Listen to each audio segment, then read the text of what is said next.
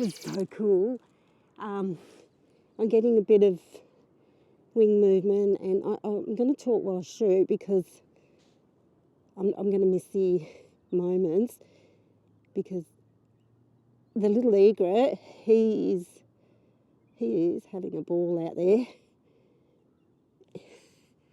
And the spoonbill, which was really crazy, he sort of stood up and he was looking around, and I thought he's going to do something, so I held my focus on him, and he grunted, made some noises and jumped up in the air, and I got a little bit of wing movement, so I was pretty happy with that.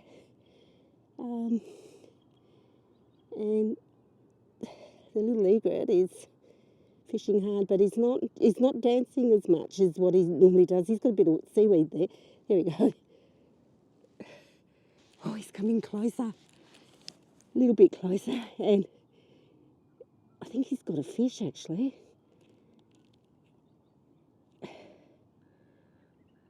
I'm just going to record that because I've got so many photos of these birds with fish, and trouble is my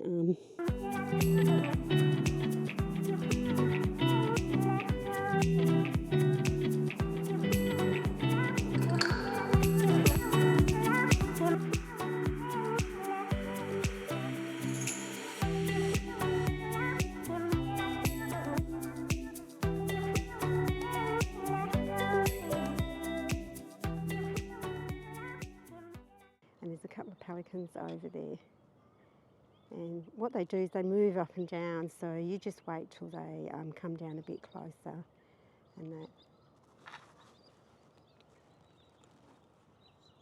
that it's just when the light hits them, and there he goes,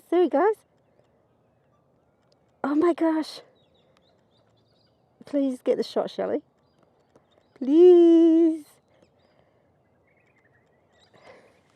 Oh, it's so pretty. It's just a light. This